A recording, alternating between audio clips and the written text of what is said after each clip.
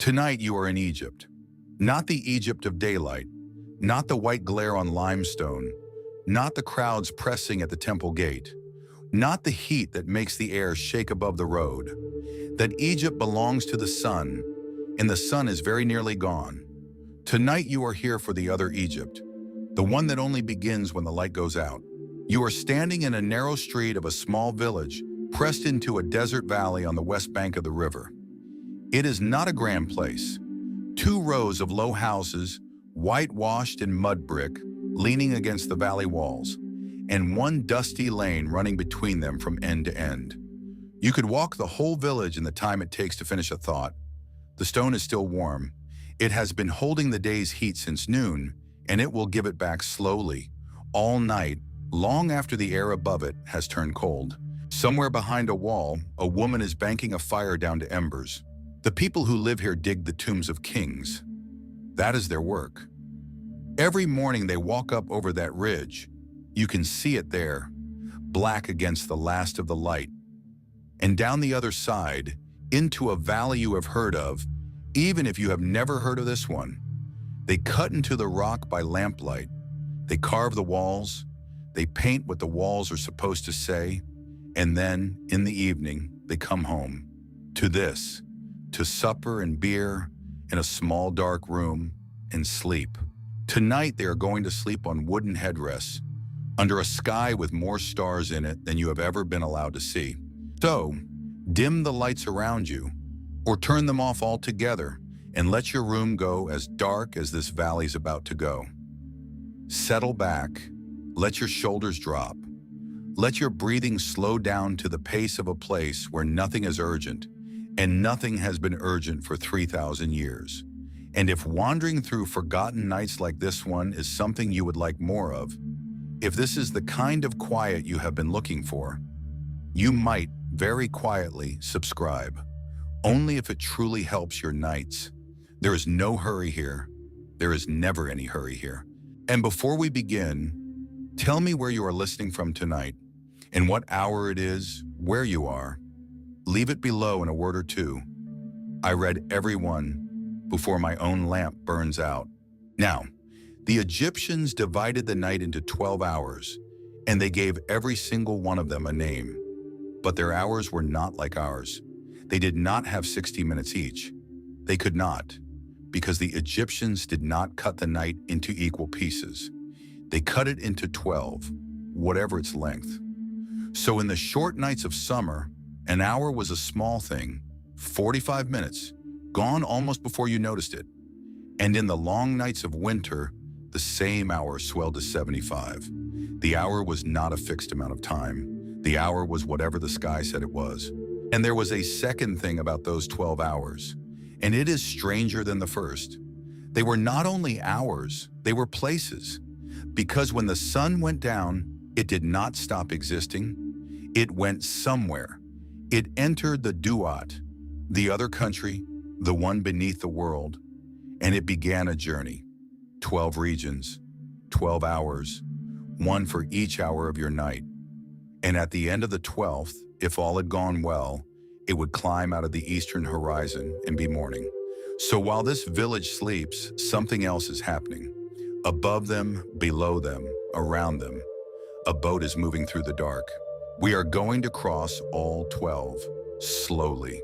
The village and the boat, hour by hour, from this last orange light on the cliffs all the way to the first gray breath of dawn. Come.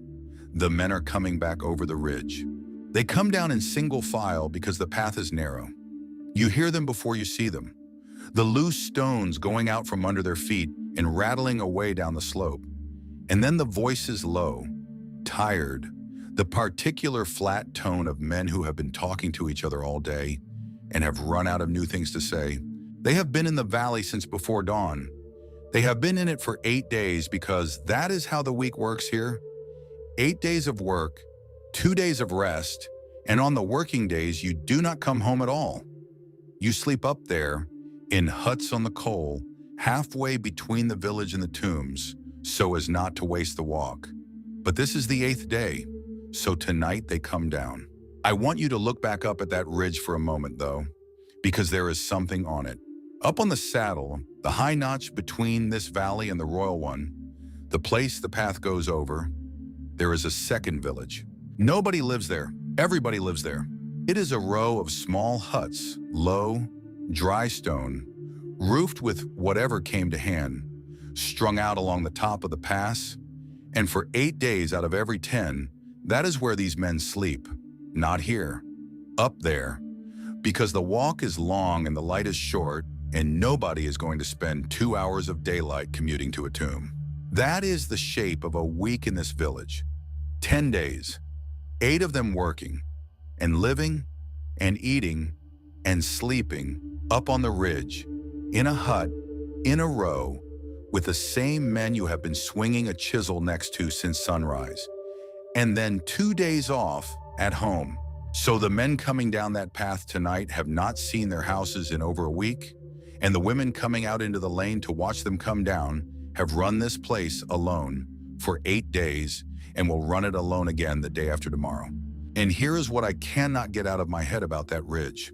If you sit outside one of those huts at the end of the working day and you look one way, you see this: the village, the lamps starting, the smoke, your children, the living.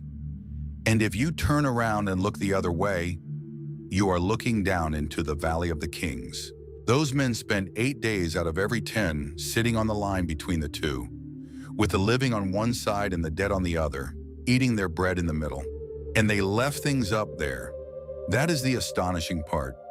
Archaeologists went up onto that saddle and found the rubbish of men killing time between shifts, flakes of limestone with writing on them, notes, lists, sketches, a drawing of a face, a tally of who owed what to whom, the idle scribbling of workmen, 3,000 years old, still lying in the dust of the hut where somebody dropped it. Watch them arrive. They are not carrying much. A bag, a tool, sometimes a child's toy that has been sitting in a hut for 8 days waiting to be brought back. Their hands and their forearms are white to the elbow with limestone dust, and their eyes are red-rimmed from working in smoke. And at the bottom of the path, in the last of the light, there is a man sitting with a board across his knees. He is the scribe, and what he is doing right now is closing the day. His name is Ken Herkapashef. Hold on to it. You are going to spend the night in his house. The board on his knees holds a flake of limestone, about the size of a serving plate, and on it, in 2 columns down the right-hand side, are the names of 40 men. Beside the names, in black ink, are the days, and here and there, written across the days in red, because red is the color you use for the thing that interrupts the ordinary, are the reasons someone did not come to work. We have that stone.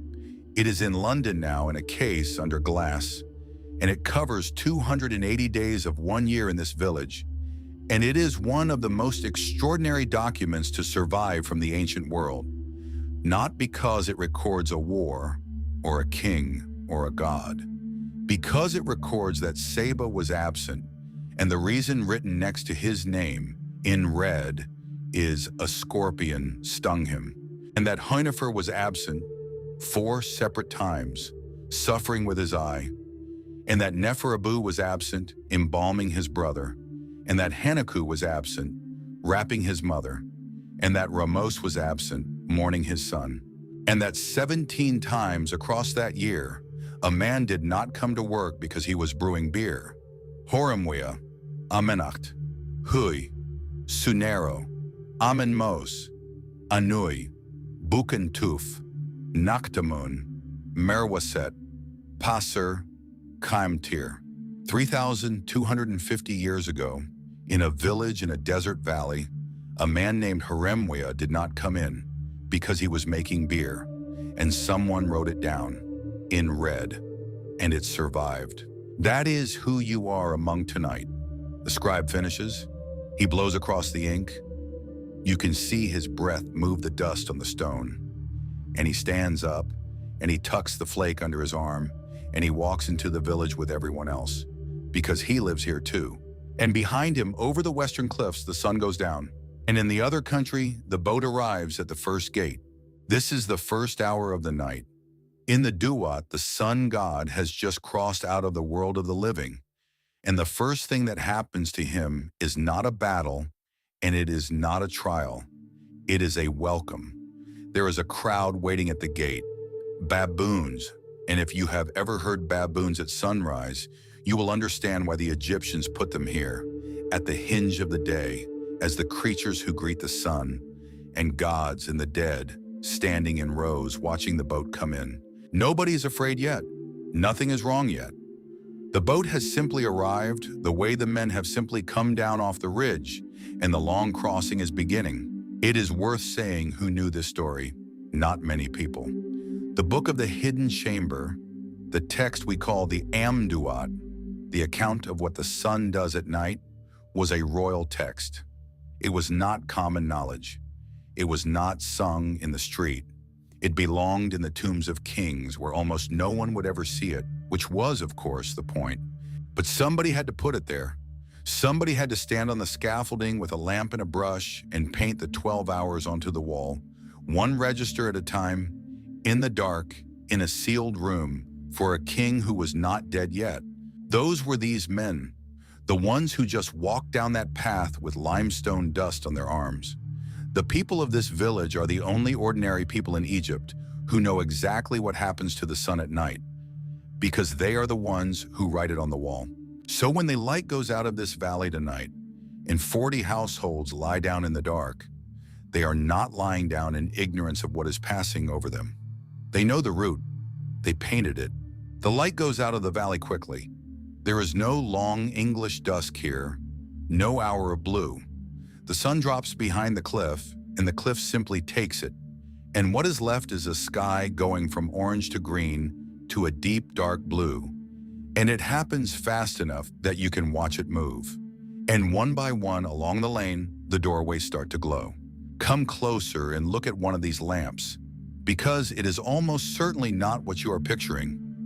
You are picturing, I think, a little closed vessel with a spout, the shape that says oil lamp, a body like a small teapot, with a wick poking out of the nose of it. Genie's lamp, that shape is not here. That shape is centuries away and belongs to other people. What is here is a bowl, a shallow dish of pottery, the kind of thing you would eat from, half filled with oil, and lying in the oil, with one end draped over the rim, a twist of linen. That is the whole machine. The linen drinks the oil, the flame sits at the tip, and the light it makes is small, the size of a fingertip, the color of an apricot, and always, always moving. It does not illuminate a room, it illuminates a face. Everything beyond the face negotiates for itself. The oil is not olive oil. There is no olive economy here to speak of. That is a later story and a different sea. The oil is what the land gives. Castor, sesame, whatever has been pressed and rationed and carried up the valley. And it burns with a smell you would notice immediately and stop noticing within a day. And it is rationed. That is the part that startles people. Light in this village is not a thing you simply have. It is a thing you are issued. The lamp oil and the wicks come up with the deliveries. They are counted and someone writes down how many. Wicks are a unit of account. Somewhere in the record of this village is a line about how many wicks a crew got through in a month in the dark inside a mountain. Think about that for a moment before you fall asleep tonight. In a room where you can make it daylight by touching a wall. Here, the dark is the default. Light is the exception. Light is a thing that is spent, and it leaves a mark. Look up in any of these houses and the ceiling above the lamp niche is stained. A soft black bloom in the plaster, laid down one evening at a time. The accumulated breath of every night this family has ever had. Somewhere out beyond the wall, the desert is already colder than it was an hour ago. That is the other thing about a place like this. The day and the night are two different climates. In the winter months, the difference between the afternoon and the small hours can be 25 degrees. And the stone that you touched at noon and pulled your hand back from will be by the third hour of the night cool enough to sleep against. The village is a good place to be tonight. It has walls and embers and 40 households of people who all know each other's business. And in the other country, the boat has reached the water. This is the second hour. Its region has a name, Wernus, and Wernus is a river. Stop and let that land, because it is one of the strangest and most beautiful facts about the way these people saw the world. They lived in the driest place on earth. Rain here is not weather. It is an event people remember. And when they imagine the country under the world, the place the sun goes at night, the place the dead go forever, they did not imagine a void or a cave or a fire. They imagined a river valley with water in it and fields. Because of course they did. What else would the other world be? The Duat is Egypt, seen from the other side. It has a river running through it, because the river runs through everything they have ever known. And a world without one would not be a world at all. It would just be desert, and they know exactly what desert is. They can see it from here. It starts about 40 paces that way and does not stop for 1,000 miles. So the boat sails. It does not fight anything. It does not need to be dragged. In the second hour, there is water under the hull and gods along the banks, and the whole thing has the quality of a procession, the sun moving through a landscape that looks, if you squint, like the one these sleeping people farm on the other side of the ridge. The men in this village painted that water on a wall, inside a mountain, in the desert, by the light of a linen wick floating in a dish of oil. Let the lamp burn down a little. Now, supper. There is bread, of course. There is always bread. It is the floor of everything here, the thing that arrives in deliveries and gets counted and gets argued about. Coarse, heavy, sandy, genuinely sandy. The grit of the quern is in it, and you can read it in the teeth of the people who ate it, worn flat by the time they were 40. But the thing in the bowl beside it is the thing this village runs on. Beer. Not your beer. Put that image away too. This is barley beer, and it is thick. Thick enough that the word drink is doing some work. It is closer to a thin porridge than to anything you would order. It is cloudy, slightly sour, faintly sweet, and it is food. It carries calories. It carries some of the day's nutrition. It is safer than water, and it is easier than bread. And crucially, it is not a treat, and it is not a vice. It is a ration. It is part of what you are paid. The state hands out grain and oil and fish and beer. And if the beer is late, that is not a disappointment. That is a wage dispute. And it takes work. Somebody has to make it. And making it is a whole day, and this is where the red ink comes back. 17 times in 1 year, in the document we looked at on the ridge, a man's name has a date beside it and, written across the date in red, brewing beer. Not drunk, not hungover. Brewing, he was making it. It was apparently an accepted reason not to walk over a mountain and carve a tomb, and somebody wrote it down without comment, the way you would write at the dentist. Horemheb was brewing beer. There is something in that line that I find very hard to put down. 3,250 years. Empires since. Languages since. And the reason Horemheb is in the historical record at all, the reason his name comes out of your speakers tonight, in a room he could not have imagined, in a country he did not know existed, is that one afternoon he stayed home to make beer, and his foreman was annoyed enough to write it in red. Listen to the sound of it now. Bowls, low voices, someone laughing at something not very funny, the way you laugh at the end of a long day. A child being told for the second time to leave the dog alone. This is not a solemn place. This is not a nation of people brooding on death, whatever you have been told. This is a village having its dinner. And in the other country, the boat is still on the water. The third hour and the river continues, but the name of the region has changed. Now it belongs to Osiris. Osiris is the god who died. That is the short version, and the short version is enough for tonight. He was killed, and he was found, and he was put back together, and he did not come back to the world of the living. He went down and stayed down and became the king of the country below, which means the sun tonight is sailing through the territory of the dead king. And there is a thing that happens here that is worth having in your head as the village lies down. The sun is not passing by the dead. The sun is passing among them. The whole point of the journey, the reason it matters, the reason a king would pay to have it painted on his wall, is that when the boat comes through, the dead wake up. The light reaches them. They stand, they speak, they are alive for the length of an hour. And then the boat moves on, and they go back to sleep. An hour of light once a night for everyone who ever died. That is what these people believed was happening. Out there, past the wall, while they ate their bread and their thick, sour beer and complained about the delivery. Let them finish. Let the bowls be set down. Not every house tonight is having its dinner. There is a house near the north end of the lane where the lamp has been burning since before the men came down off the ridge, and it will burn until very late, and the man inside it has not eaten. His name is Neferabu. And beside the black date on the flake of limestone, written across it in red, is the reason he did not come to work, embalming his brother. That is all it says. That is the entire entry. A working day accounted for. There is no way to say this gently, so I will just say it. He is doing it himself. Not a temple, not a professional guild in another town.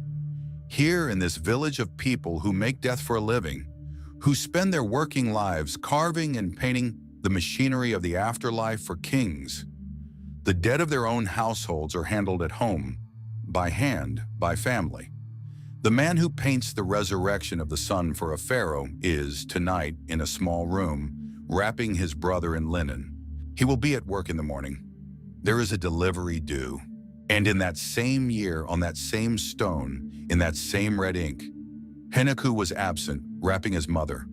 Bukentuf, wrapping his mother. Amenemwia, the same. And Ramos was absent because he was mourning his son. 40 men, 280 days, 1 year in one village. Let that lamp alone, we will not go in. And in the other country, and I promise I am not arranging this. This is simply the order of the hours as they were painted 3,000 years ago on a wall in the dark. In the other country, the river runs out. This is the 4th hour. Its region is called Rostau, and it is sand. The water is gone. There is no channel here, no bank, no current. The boat that has been sailing, that has been carried along for 2 hours through the fields and the flooded country of Osiris, arrives at a place where the world is dry, and there is nothing beneath the hull but desert, so they get out and drag it. That is what is painted on the wall. The gods take ropes and they haul the bark of the sun across the sand, foot by foot, through a region of ways and doors and fire, because there is no other way through and no possibility of stopping. The sun does not sail through the 4th hour. The sun is pulled.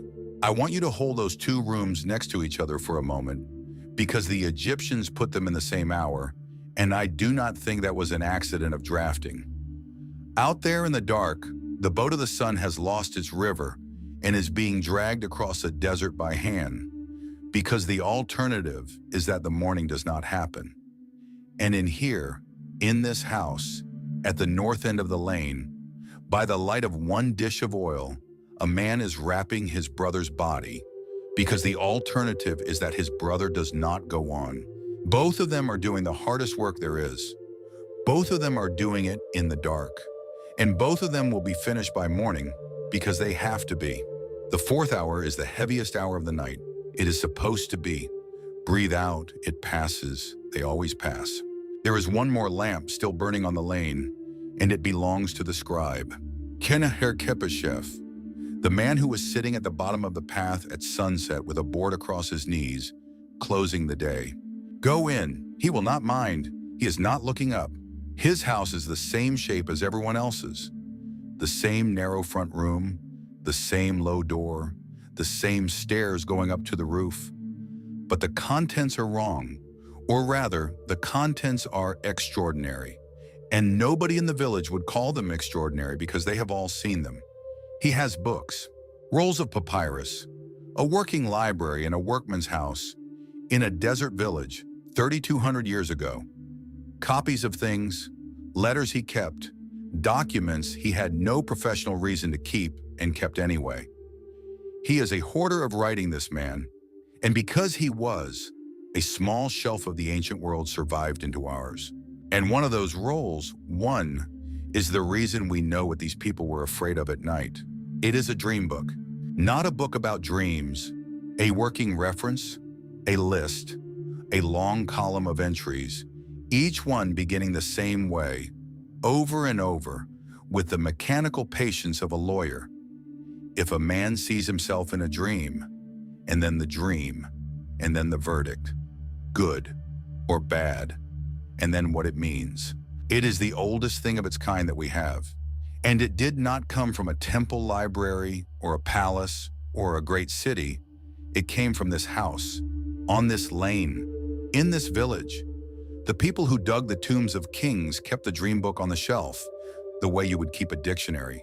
And here's the thing I keep turning over. That roll did not stop when he did. When Ken-Hur-Khepeshef died, the papyrus stayed in the house. His widow, much younger than him, married again, and the new husband, Khamnun, moved in, and the book stayed. And Khamnun wrote his own name on it. And then Khamnun's son, Amenacht, wrote his name on it in the same place, at the bottom of the 10th column, underneath his father's.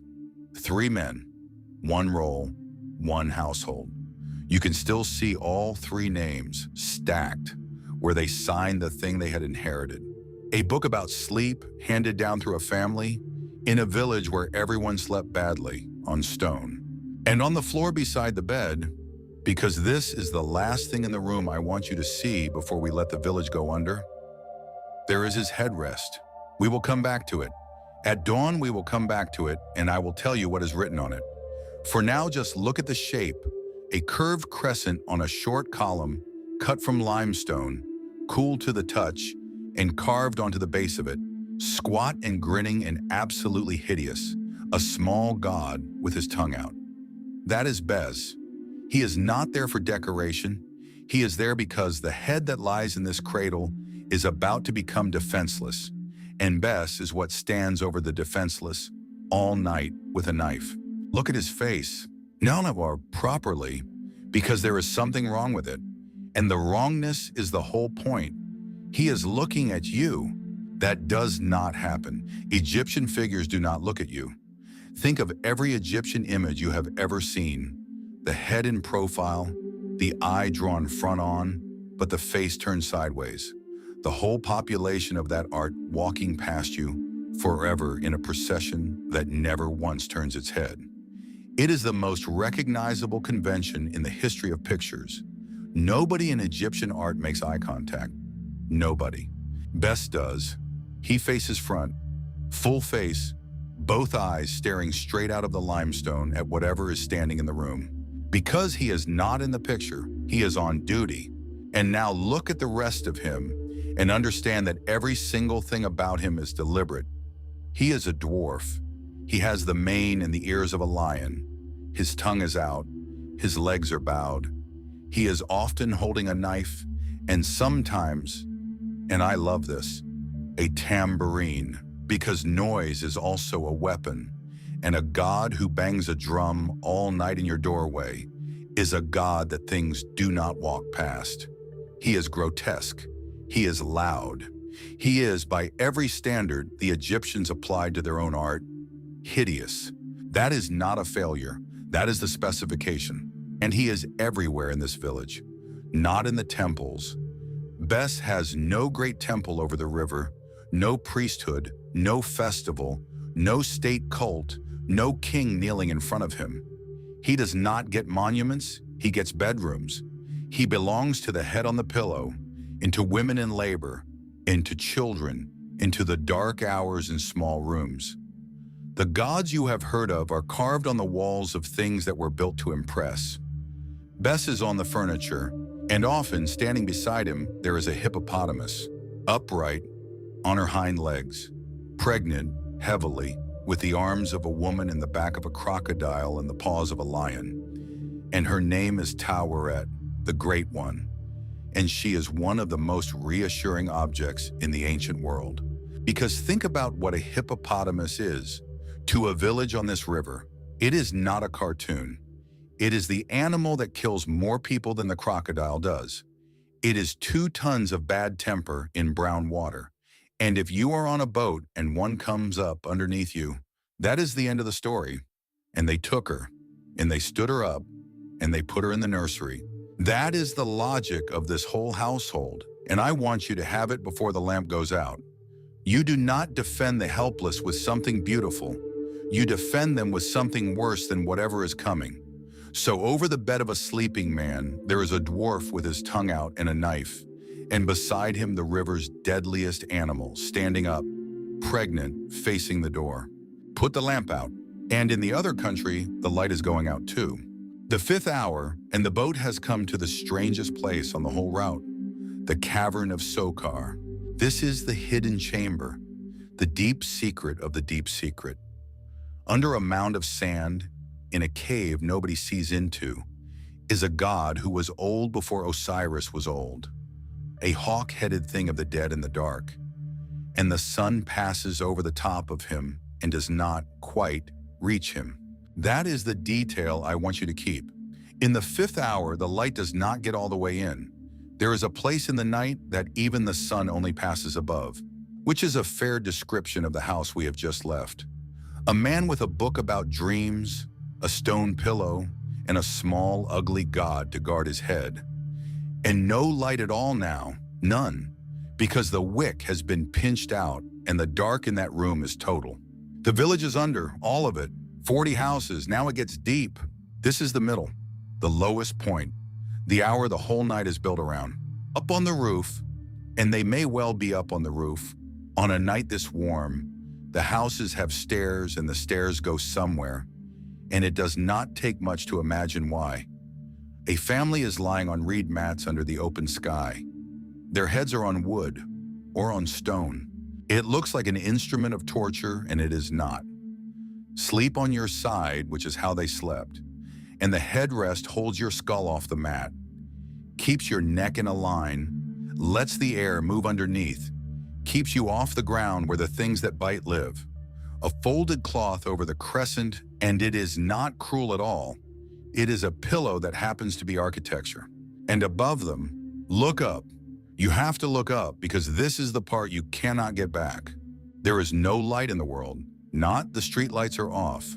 None. No glow on any horizon. No aircraft. No satellites crawling. The nearest thing to a city is across the river, and it is made of mudbrick, and it is asleep, and it is lit, if it is lit at all, by a few dozen wicks floating in a few dozen dishes of oil. So the sky is not the sky you know. The sky is crowded. It has depth. It has a spine of light down the middle of it so bright that it lays a faint shadow, and the Egyptians knew that spine intimately, and they had names for the things in it. For Sirius, who they called Sopdet, and whose return before dawn told them the river was coming. For Orion, who they called Sa, who was Osiris walking. For the stars in the north that never set and never die, and which they called exactly and beautifully the Indestructibles. That is what is over the heads of the sleepers on the roof. And in the other country, at exactly this hour, the most important thing in the entire night is happening. The 6th hour. The sun has been traveling for 6 hours. He is as far from the world as he will ever get. He is at the bottom. And here in the deepest part of the deepest place, the sun god meets his own corpse. That is what is painted on the wall. His soul, his ba, the part that moves, comes down to the body he left behind, the still thing lying in the dark, and for 1 hour in the middle of the night, they are the same thing again. And that union is the point. That is the engine. Everything before this hour is descent, and everything after this hour is return. And the hinge is a moment when a dead body and a living soul lie down together in a cave under the world and become Briefly, one creature. The sun does not survive the night by staying awake. The sun survives the night by joining its own dead body.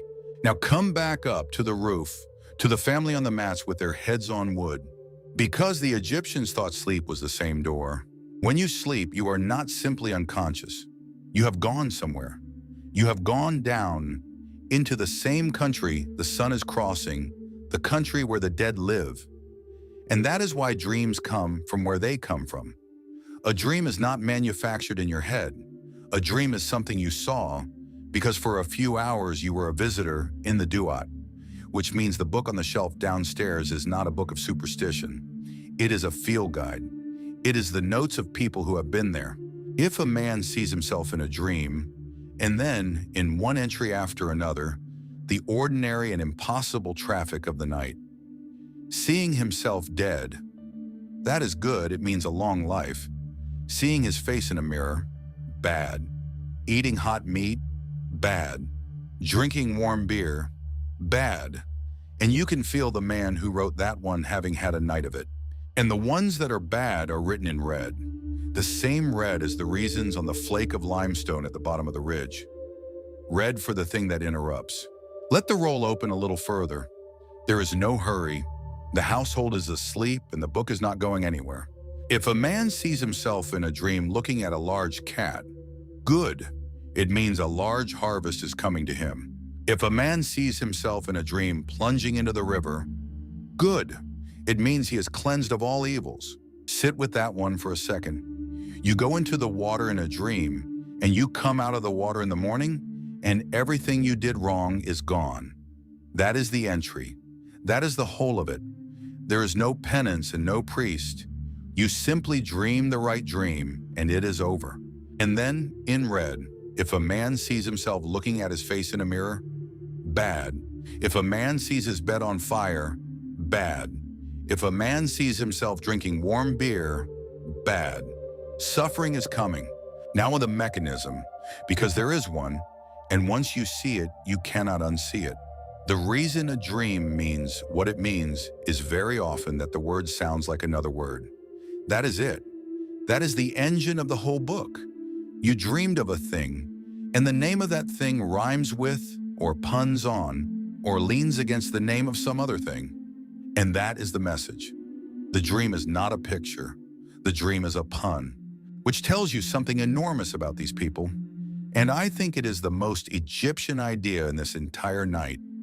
They believed the universe was built out of language, not out of atoms, not out of fire and water, out of words, which is why a god can be spoken into existence, and why Isis stops the serpent by saying the right thing in the right order, and why the most powerful man in this village is the one who can write.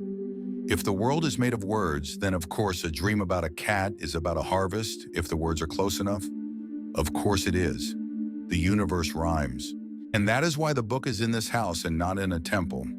Because the man who owns it does the one job in the village that touches the machinery directly. He writes, so, it is the middle of the night. Somewhere under this roof, a man has surfaced out of something and is lying in the dark with his heart going, holding a picture in his head that he did not ask for. In the morning, if he remembers it, he will come downstairs and take the roll off the shelf and look it up. And it will say good or it will say bad in red. And either way, he will go to work because there is a delivery due. So here is where we are, at the middle of the night, at the 6th of 12 hours. Below the world, the sun is lying in a cave with his own body. On the roof of a mud brick house in a desert valley, a man is lying with his head on a curved stone, and he has gone to the same place. And if he sees anything down there, he will look it up in the morning. They are not two stories. The Egyptians did not think they were two stories. It is very quiet now. Even the dog has stopped. Sleep if you like. We have 6 hours left and nothing that happens in them requires you.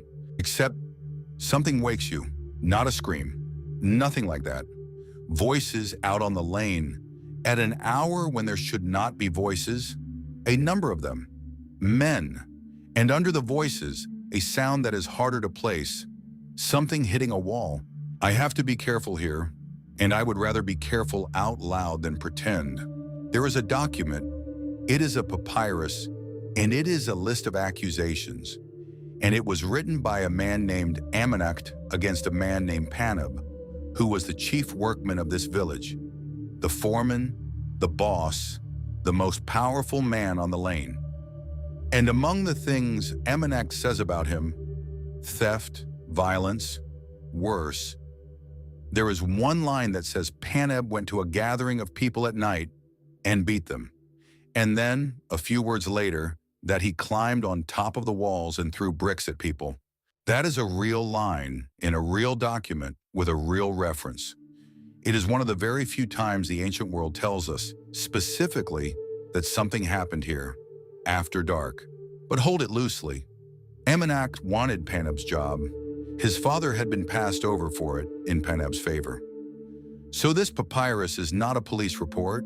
It is the case for the prosecution, filed by the man who stood to inherit the post, and we do not have Paneb's answer. We never will. And the old translation of that line calls it a night party, which sounds like drinking and torches and misbehavior. But the word underneath just means a company of people, a gathering. It might have been a party, it might have been a meeting. The Egyptian does not say, and the reason it sounds like a party in English is that a Victorian scholar reached for a Victorian word. So, on some night in this village, there were people out in the dark, and there was shouting, and by one man's account, the foreman was on the wall throwing bricks. That's as much as we get. And on a lane this narrow, with walls this thin, everybody heard it. Everybody lay in the dark listening, and in the morning, everybody had an opinion. It passes, the voices move off, somebody's door closes, the dark comes back and closes over the noise like water. And in the other country, at exactly this hour, the boat is attacked, the 7th hour. There is a serpent in the road. His name is Apophis, and he is not a god and not a demon exactly.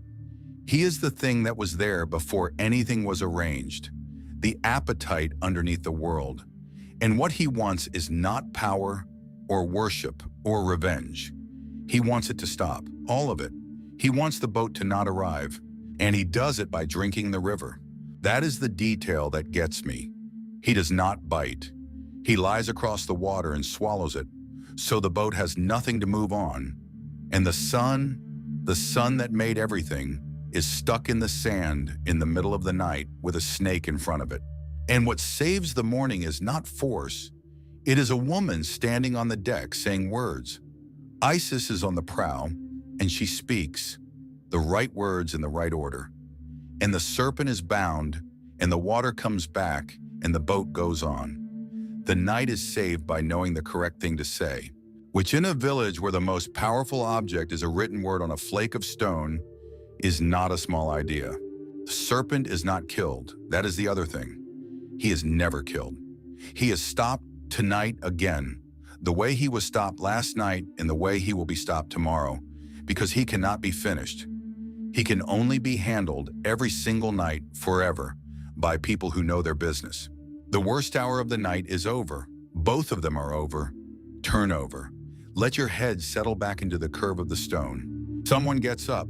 It is the most ordinary thing in the world.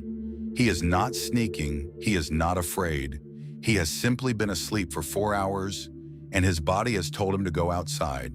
And so he swings his legs off the mat and puts his bare feet on the roof and goes down the stairs in the dark.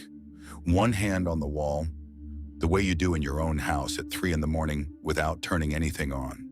And in the dark, at the foot of the wall, in the sand that is still faintly warm, there is something already there. His name is Seba. We know his name.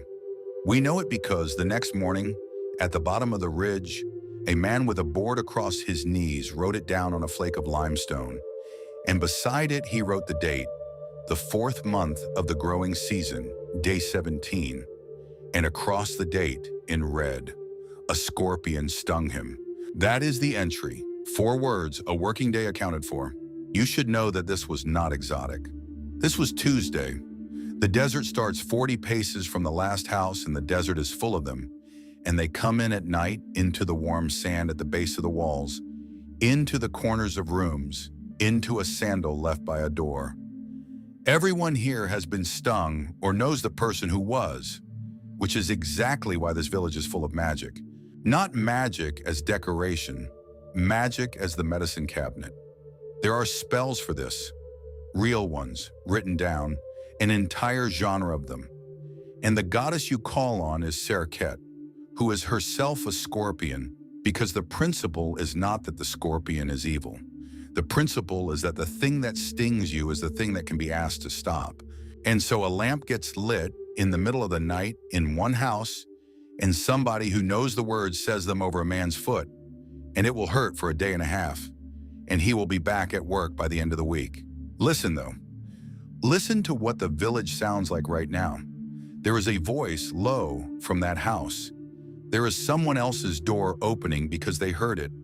There is a dog going somewhere down the lane, and then a second dog answering from further off, and then, very distant, out beyond the last wall, where the cultivation stops and the real desert starts. A jackal. They are out there every night. They are the reason the god who guards the cemetery has that head. The Egyptians did not invent Anubis and then decide he should look like a jackal. They buried their dead at the desert edge, and they watched what came to the desert edge at night, and they made it the guardian instead of the enemy. Give the job to the thing you cannot keep out. And in the other country, at exactly this hour, the night is full of voices too. The 8th hour is the hour of sound. The boat is passing a series of vaults, closed chambers, shut caverns, each one holding gods and dead who cannot be seen, only heard. And as the sun goes by, they answer him. They call out from behind the doors, and the text tells us what it sounds like. That is the astonishing part. The Egyptians wrote down what the dead sound like. It sounds like cats. It sounds like bees. It sounds like bulls. It sounds like the wailing of women and men shouting on a riverbank, and the noise a great flock makes when it goes up all at once. Not language, not choirs. Noise. The specific, chaotic, layered noise of a country at work heard through a wall at night. So the sun goes through the 8th hour hearing something that sounds almost exactly like a village. And Seba's foot hurts, and the dog answers the other dog, and out past the wall a jackal says something. And the whole valley is very briefly awake, and none of it is frightening. None of it. It is just the sound of a place where people live, going on in the dark, the way it has gone on every night for 200 years.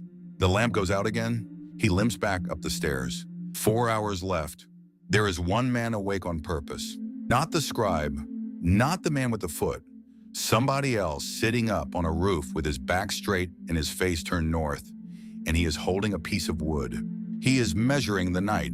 Here is how you do it, and I want to be careful because there is a version of this you have probably heard, and it belongs to a different century. You do not watch for stars to rise. That is the older method, 1,000 years older, painted on coffin lids. And by tonight, it is antique. What you do tonight is this. You sit, facing north, and you put a second man in front of you, facing you, sitting down, and he does not move for the rest of the night. He is not an observer. He is the instrument. He is the grid. And then you wait for a particular star to cross the line down the middle of the sky, the invisible seam that runs from the north over your head and down to the south. And when it crosses, you note where it was on the man, over his left eye, over his right ear, over his right shoulder, on his heart. That is the reading. That is the clock. The night is a slow procession of named stars crossing a line, and the dial is another human being sitting in front of you in the dark. And when the star of the 9th hour passes over the right shoulder of the man opposite, it is the 9th hour, and you write it down. 2. There is a rod in his hand with a slot in it and a plumb line hanging from it, and that is a merkit, the instrument of knowing, and it is not much more than a stick and a string, and with it you can hold the meridian steady in the dark for 11 hours without a single moving part. So, This is how they knew. Not a bell, not a candle burning down, not a wheel or a spring or a mechanism of any kind. A man and a man and a star and a piece of wood. And now the thing that I have been saving and that I think is the truest sentence in this entire video. Those star tables, the tables that say the star of the third hour stands over the left eye, are painted on ceilings, inside tombs, in the valley over that ridge, which means somebody carved them. Somebody lay on their back on a scaffold in a sealed chamber, inside a mountain, holding a dish of oil with a linen wick in it, and cut the schedule of the night into the ceiling with a chisel. Star by star, hour by hour, body part by body part. It was these men, the men on the mats, the men with the limestone dust to the elbow, the man who was brewing beer, and the man with the sore eye, and the man whose brother died. The people of this village are the ones who carved the clock of the night onto the roof of the underworld, and then walked home over the ridge and lay down under the same stars and used them to work out how long they had left to sleep. And in the other country, at exactly this hour, the boat starts moving properly again. The 9th hour. The sand is behind them. The serpent is behind them. And here in the 9th region, a crew appears. 12 rowers with 12 oars, and they take the bark of the sun and they pull. No drama in it, no enemy. Just work, the long, rhythmic, unglamorous labor of getting a heavy thing across a distance at night, because it is your job and the morning depends on it. The sun does not rise because the sun is powerful. The sun rises because a crew rows it. And on a roof in a desert valley, a man watches a star cross a line over another man's shoulder and marks the hour and settles down to wait for the next one. Everybody's working tonight, even the ones asleep. 3 hours to go, and in a house halfway down the lane, a man is not sleeping because his eye hurts. His name is Heinefer, and we know about his eye for the same reason we know about everything else in this village. 4 separate times in 1 year, beside his name and the date in red, suffering with his eye.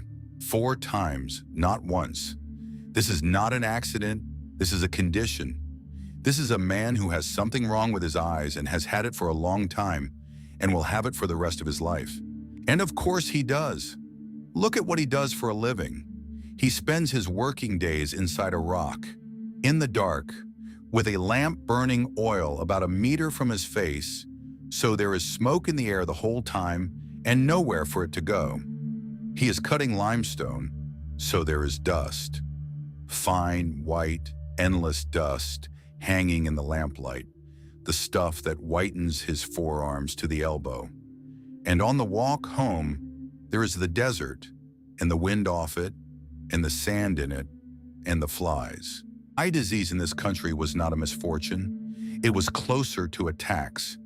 It was so ordinary that the medical papyri are thick with remedies for it, page after page of them, and so ordinary that the word for a physician's specialty could be specifically the eyes. And this village, this small, hard place at the end of a valley, had medical care. Not good care by your standards, but real, a man who knew things, and a system that assumed people would get hurt. That is what the red ink is actually telling us, underneath the sadness of it. Suffering with his eye is not a complaint, it is an accepted reason. Somebody wrote it down and the machine kept turning, and Heinefer still got his grain and his beer that month. 3,200 years ago in a desert, there was sick leave. So he lies there in the dark with a cloth over his face, and the eye throbs in time with his heart, and he waits for it to be morning, the way you have waited for it to be morning. And in the other country, at exactly this hour, and again, I did not arrange this, this is simply the 10th hour as it was painted. The 10th hour is about the damage. The boat comes to water again, and there are bodies in it. These are the drowned, the people who went into the river and never came out. And in Egypt, the drowned are a category because if the river takes you, there is no body to wrap, no rights, nothing to put in the ground. And by every ordinary rule, you are simply lost. And the 10th hour exists to say, no. Horus goes into the water after them. He gathers them up one at a time, the floating and the face down and the sunken, and he gives them back their shape. He restores what the water dissolved. Nobody is left in the current. And Horus is the god whose own eye was destroyed. That is his story. There was a fight, and his eye was torn out and broken, and it was found and put back together and healed. And the thing that got made in the healing, the wedjat, the eye that was ruined and came back, became the single most common protective object in the whole of Egypt. Every household had one. It is on their walls. It is on their beds. It is in their graves. The most powerful sign these people had for "you will be made whole" is a picture of a healed eye.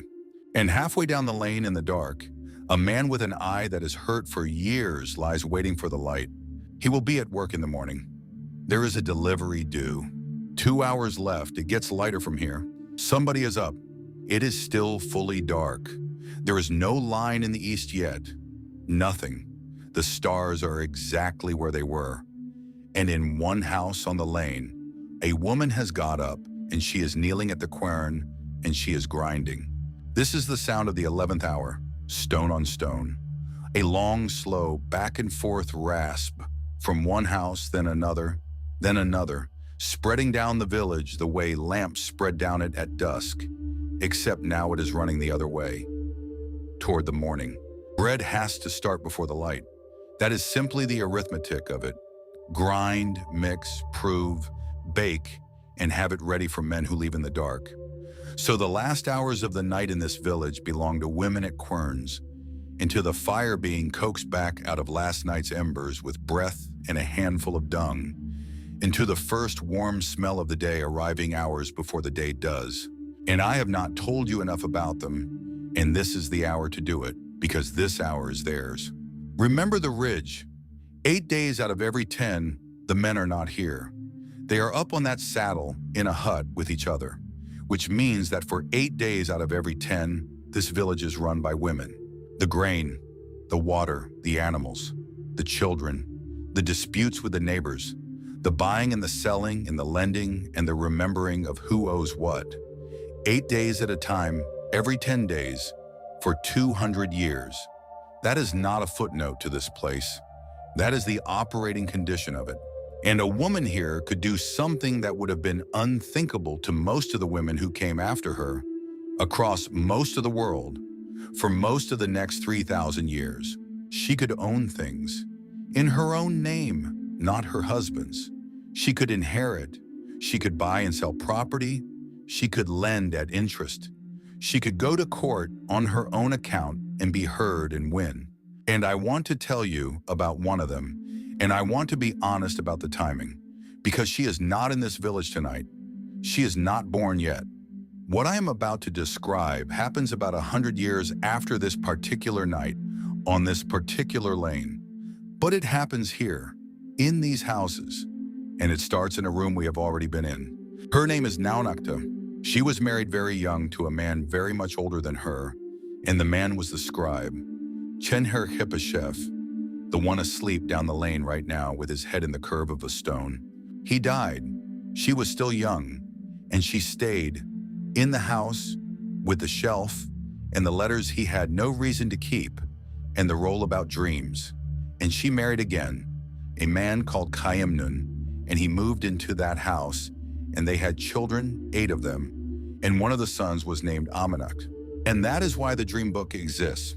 Not because a temple archived it, not because a king protected it, because a widow kept the house, and the house kept the shelf, and her new husband wrote his name at the bottom of the 10th column, and then her son wrote his name underneath his father's.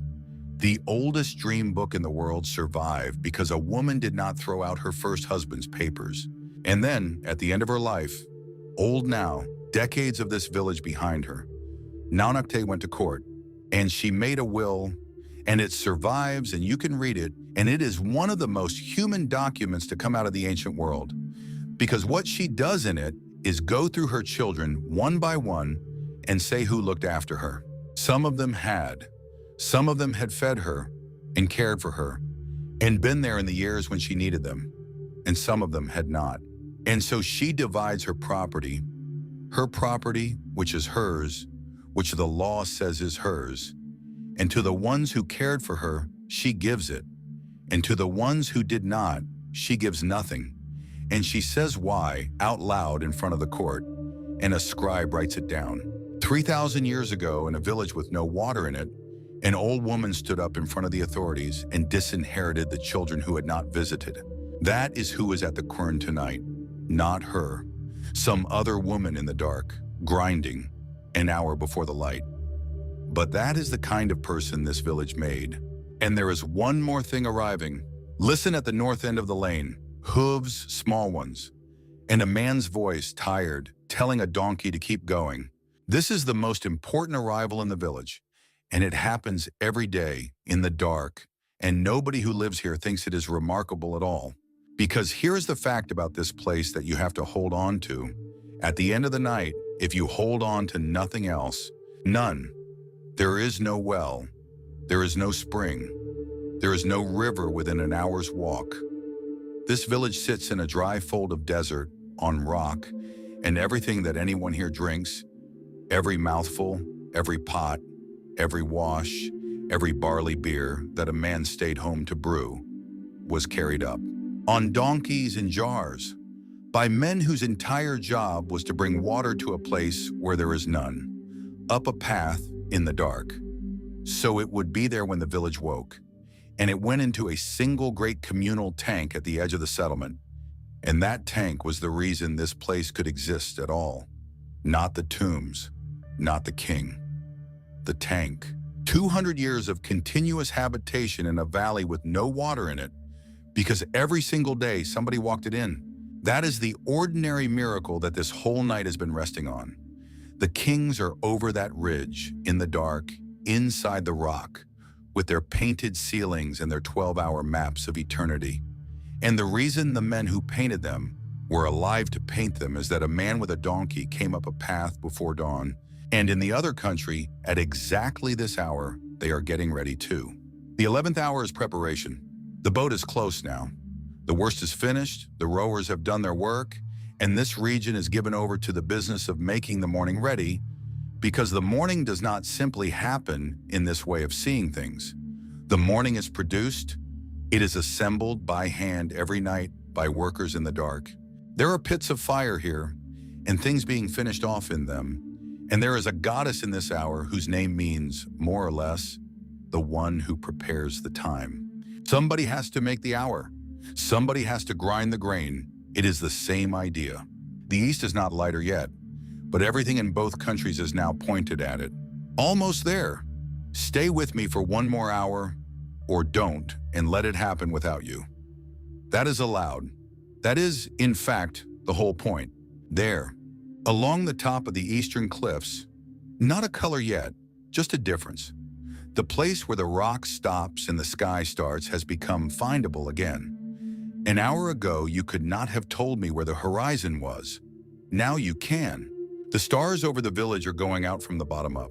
And in the house on the lane, the scribe Ken-Her-Hepeshef is still asleep, and his head is still lying in the curve of his stone headrest. And I told you at the 5th hour that we would come back to it. So, look at the shape of the thing. A flat base, 2 uprights, and between them, held up in the air, a curve. Now look east at what is happening to the cliffs right now. 2 masses of rock, and between them, coming up, a disc. It is the same shape. The Egyptians had a sign for that, one of the oldest and most loaded signs they had. A sun sitting in the notch between 2 hills, at the moment it clears the edge. They called it Akhet, the horizon, the place where the light comes back. And a headrest is that sign, made of stone, standing on the floor of a workman's bedroom, which means that when this man lies down at night and settles his head into the curve, he is not resting on a pillow. He is lying inside the hieroglyph for sunrise with his own skull in the position of the disc, all night, every night, so that when the morning comes, it will find him already in the shape of the thing that rises. And I want to be very clear that this is not me being clever 3,000 years later. This is not a modern reading laid on top of an ancient object. They said it themselves in writing in this period, in this village's own century. There is a spell, number 166, in the book we call the Book of the Dead, and it is titled plainly, Spell for a Headrest. And it says, doves wake you up, and what they wake you to is the horizon. That is written on a 19th dynasty papyrus. This is the 19th dynasty. This is that century, that country, these people. And there is one more thing on the headrest, and it is the last thing I have for you. Carved into the stone, alongside the little grinning god with his tongue out, there is a line of text. It is not a prayer for the king. It is not a spell against demons. It is a sentence about sleep written by a man about his own head, and it says, good sleeping. That is what he wanted. Not glory, not immortality in the abstract, not a mountain of grave goods. He was a scribe in a company town at the edge of a desert. He kept letters he had no reason to keep. He owned a book about dreams. And when he had a piece of limestone carved for the thing his head would rest on for the rest of his life, and then he hoped for the rest of everything, he asked for a good night's sleep. And in the other country, at exactly this moment, the 12th hour ends. The boat has come to the last gate, and the last gate is not a door. It is a serpent, an enormous one, and the boat goes into it at the tail and is drawn the whole length of the body in the dark. And everything that goes in comes out changed. The old sun goes in. What comes out at the mouth is a scarab, a beetle, brand new, with the whole day in front of him. They called him Kipri, and the name is a verb. It means roughly the one who is coming into being. Not a god who exists, a god who is becoming. And the boat comes out into the eastern horizon, out into the Akhet, the notch between the two hills, the shape of the stone under the sleeping scribe's head. And it is morning. And it worked, the way it works every night, the way it has worked every night since before anyone in this village was born, and the way it will work tomorrow and the night after, forever, because the crew rows and the goddess knows the words, and the water comes back and the man with the donkey walks up the path. Light on the cliffs now, proper light, going pink. Down on the lane, a door opens. Then another. There is a man limping slightly. There is a man with a cloth held over one eye. There is a man who has not slept at all, whose brother is wrapped and finished and lying in the next room, and who is going to work anyway because there is a delivery due. They go up the path in single file because the path is narrow, and the loose stones go out from under their feet and rattle away down the slope behind them. And at the bottom in the new light, there is a man sitting with a board across his knees, and a flake of limestone, and black ink for the days, and red ink for everything that interrupts them. He is opening the day. It is done. 12 hours, both countries crossed. The sun is out of the serpent's mouth. The village is awake, and a man's head has lifted out of the curve of a stone that was cut in the shape of the horizon. And the horizon has once again done what it was asked to do. Sleep well, I'll be here. Another night soon.